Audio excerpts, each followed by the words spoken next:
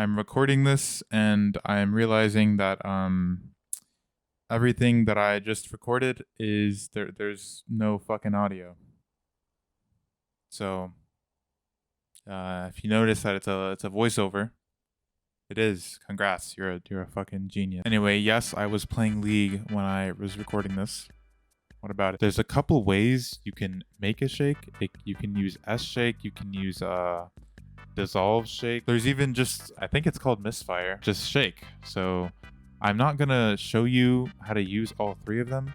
What I'm gonna do is just show you the process of me making mine. There is a more complicated way to make shakes where it involves a lot of keyframing, but assuming that you don't want to learn that much, you just want to know how to make something look good, I'm just gonna keep it at that and try to keep it simple. I like to use dissolve shake and S shake on the same thing just because they move a little differently, and I like both of the movements, so I keep them both. So I'm just gonna be using S shake. Obviously, this is what it looks. Let me lower the volume. God damn. So obviously it doesn't look great right now. First, you kind of want to imagine what type of shake you want, whether it's like impact or just something smooth. Preferably I like both, so that's what I'm gonna try to do, is something like with impact but has like a smooth bounce to it, you know. Damn. What I'm gonna do first is explain what I do with Amplitude. Amplitude is how strong it is. So I usually just kind of like, I put a couple keyframes down, like one here, 2 frames later, where it's like, I guess I'll keep it at 1. 3 frames later, it's gonna be at, probably leave it at 0.5. And then later on, I'm gonna put it at 0.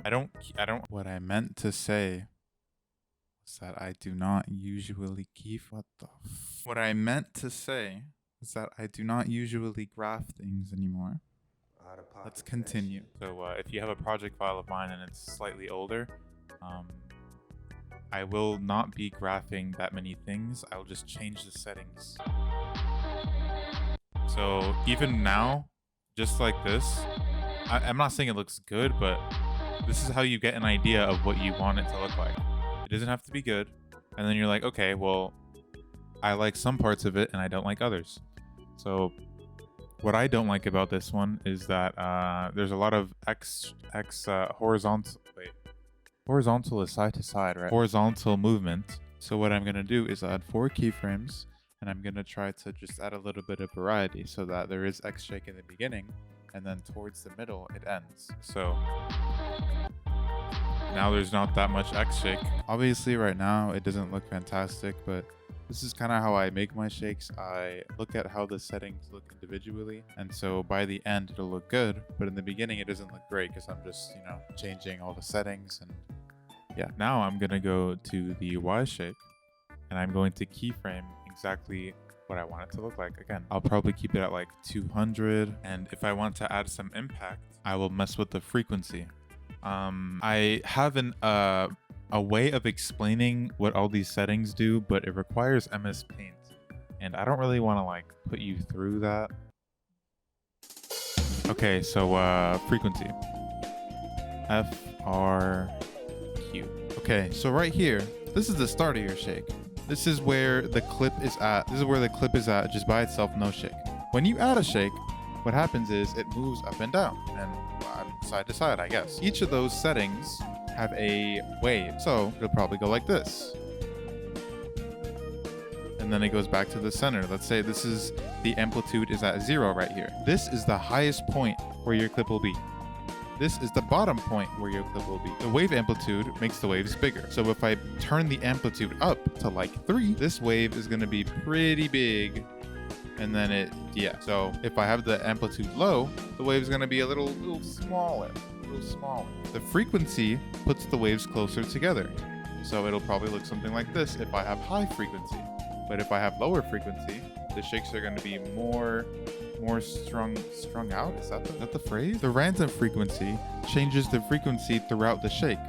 So if, let's say I have, this is the frequency, this is how close together the waves are. If I turn up the random frequency, maybe in the beginning it'll be more drawn out, and then it'll get closer and then farther again, and then closer and then even closer and then farther again. This is how the shake is going to be. It's going to be more random. The frequency is going to change a little bit throughout the rest of the shake. If I have it lower, it'll be more uniform. It'll be more consistently the same distance between each wave. So the frequency is how close together they are. The random frequency is the change in frequency throughout the whole shake. Wave amplitude is how big or small the waves are, and random amplitude is how big or small the waves are in different points of the shake. The phase, let's say we have a shake right here.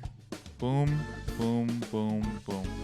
All right, this is the center, this is the highest point, this is the bottom point. Okay, so if I turn the random amplitude up, what's gonna happen is maybe in the beginning it'll be super high, and then at the bottom, once it gets to the bottom, it'll go a little lower, and then it'll go even lower, and then super high, and then, you know, it'll change throughout the shake because the amplitude is becoming random. So now if I change the phase, usually where it's going to start, where the adjustment layer starts, is going to be right here. This is going to be the start of the shake. If I change the phase, now it's going to start over here, or it's going to start over here, or it's going to start over here, or here. So the phase is just changing at which point the shake begins. So hopefully this helped. Yeah, let's move on. So now what I'm gonna do is for the Y shake, I want some impact, right? So I'm gonna keyframe 2 frames forward and actually put it to 0 and then turn it back up. I'm not super specific with the values. I don't particularly care that much about what the values are at. I just have an idea of what I want it to look like, and I'll drag it accordingly. So now you can see there is some impact, but it's a little bit too much. So I'm gonna go over here and I'm going to lower it. Another thing, my God, make the frequency very high, go a couple frames later, make it low. This is kind of the same as changing the phase, because the more you change the frequency, it's just gonna look different. The shake is gonna keep changing. So you could just change the phase, but frequency is just, I don't know, it's easier, I guess. Now I can see that I don't like how the X is moving, so I'm probably just gonna put that at 0.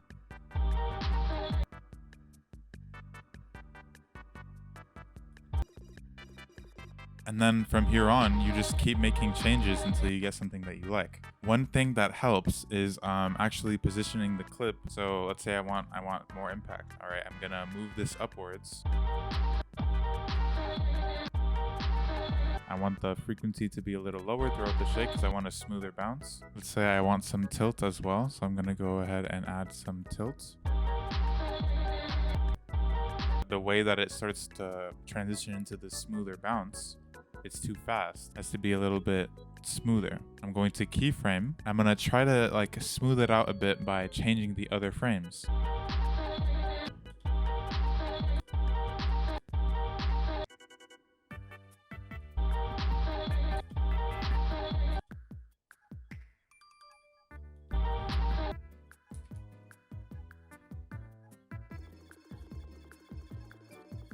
There we go. We have a slight impact in the beginning, and we have a smaller bounce towards the end. Now, if you notice, there is a couple more effects than I added. There's a couple more effects that I added because generally, a shake by itself, it can look good. That's fine. You can leave it how it is. But personally, I think that adding things to the shake that aren't directly a shake will add impact to it. Right now, I'm gonna add some exposure, and I'll show you how you can add impact with other things. By adding more effects, you are adding more impact, more flow throughout the scene.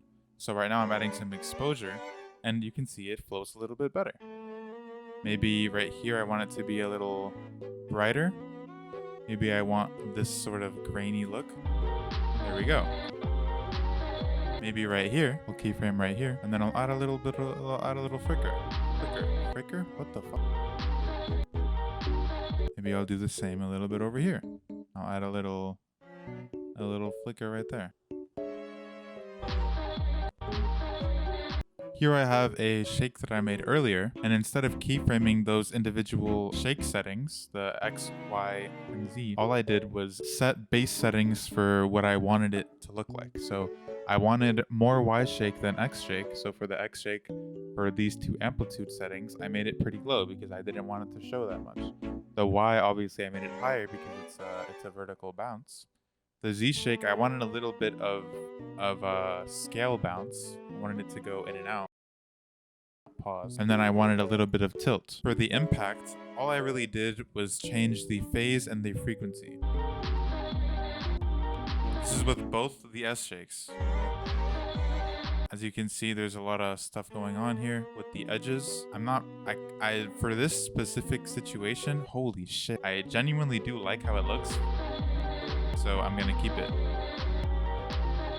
I'm gonna show you how to end a clip like this, or maybe use it to transition into a slide. Here I have displacement map, OLM blur, and exposure. With the exposure, I just created a small flicker. So here I turn the offset down. On the next frame, I just turn the gamma correction up a bit. The next frame, I kept it, I reset it. The next frame, hopefully you get what I mean. I just kept changing it until I liked how the flicker looked. I added an OLM where I created this sort of like noise directional blur effect.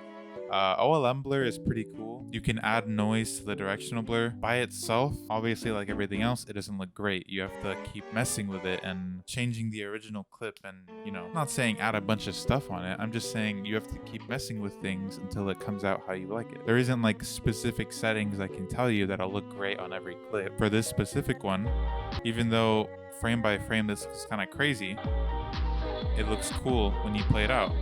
On top of this OLM directional blur, where I kind of made it go side to side a bit, and then finally added a bunch of blur so that it looks like it's sliding, I added displacement map. And with the displacement map, I just created small displacements. So in the beginning, it's a vertical one, then I reset it horizontal, and I just kept doing that until it came out how I liked it. Now what I'm gonna do is change the position of the final frames. You can do that either by cutting out the last frame, which is what I just did, which is kind of inconsistent, or you can just keyframe position, which makes a lot more sense. On top of those two effects, I just added like some CC and a couple more frame glitches, and it came out how it was in the preview.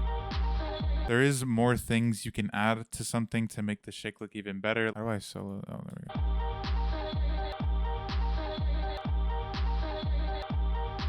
And as a little bonus, I guess, I mean, here is a thing I had made earlier for this tutorial.